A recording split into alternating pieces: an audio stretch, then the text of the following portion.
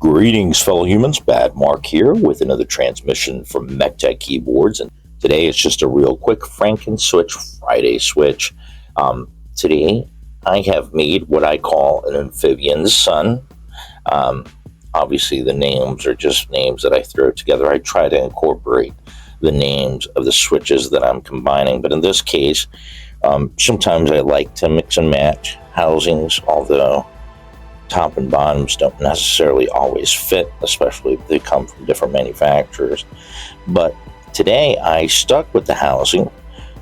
This is the housing of a Momoka Frog linear switch. So it has a PC top, let the RGB through, and as you can see, it actually has a bit of a diffuser built into the top, which is always nice, especially for people who love RGB. And it has a PA66 bottom, so it's going to have a little bit deeper of a bottom. Now, the switch that I have here, it is a 14 millimeter, 50 gram spring. I am not quite certain what I pulled these out of a specific switch, put them in a stem bag, and marked them as 50 gram. I want to say they're 50 gram actuating force, and then they have the actual heavier feel for bottom out, because they definitely feel closer to a 58 or 60 gram in my opinion, but it could be because they're so short. Now, the stem that I'm using today is the stem from a 415 Keebs sunset switch, which was a company that went out of business in the end of 2024. This is most likely a fully palm stem. The switch itself was fully palm. It's a switch made by Gretech, which has never been necessarily known for making the best of switches. In this situation, though, because I'm always mixing and matching parts and testing them out to see what works and what doesn't, I was honestly surprised that the housing top for these are so tight that the stem from a Morandi, Woke Studio Morandi, if you're familiar with them, they have quite a lot of play. I mean, you can move the stem almost a couple of degrees in either direction. They are quite loose, and it makes the keycaps be very loose. That was too tight for the top of this Momoka Frog. I was honestly surprised, because I didn't think I had anything that had a smaller tightness or tolerances that were any lower that would actually fit in this. But I decided just on a whim, because I had a stem just laying around of one of these, because I actually bought a couple of hundred of these switches because they were so cheap. I thought, I'd be able to Frankenswitch it, which thankfully I was finally able to find something that sounded good. Now, the original Frog, which I of course don't have one here handy, they're loaded in a keyboard, but the original Frog had a very clacky sound to it. I mean, I know some people prefer clack, but it was just a little too clacky for my taste, while this one is almost silent.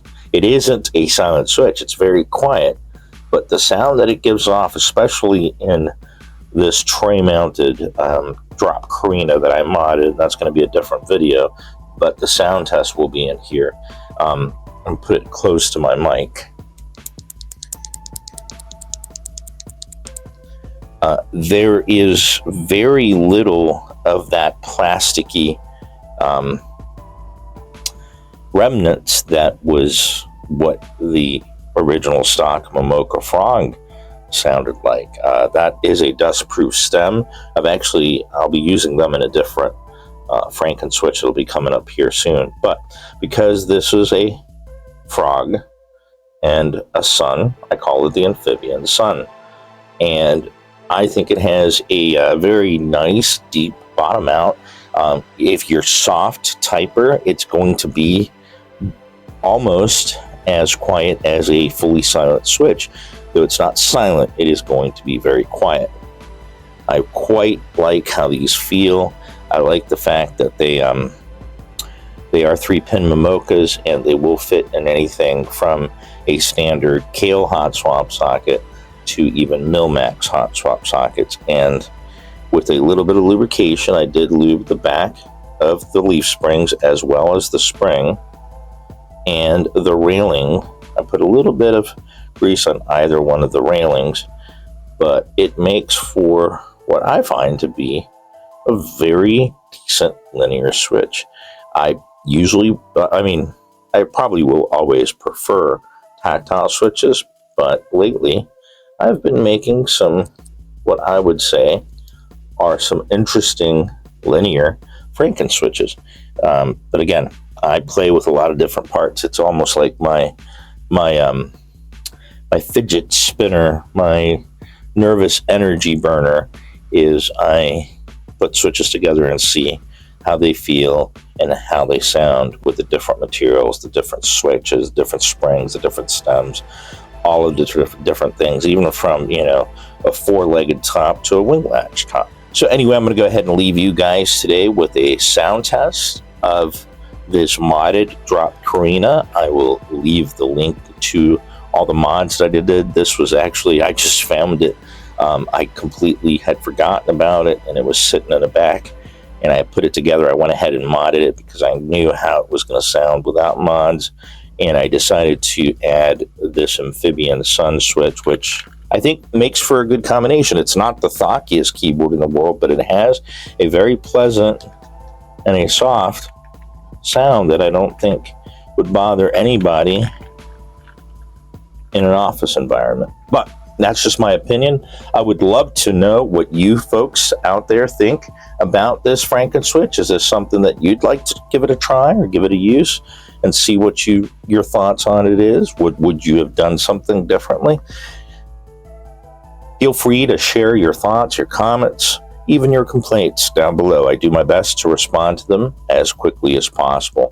For now, I just want to wish everybody out there a warm and wonderful rest of your day. And until the next transmission, keep calm and keyboard on.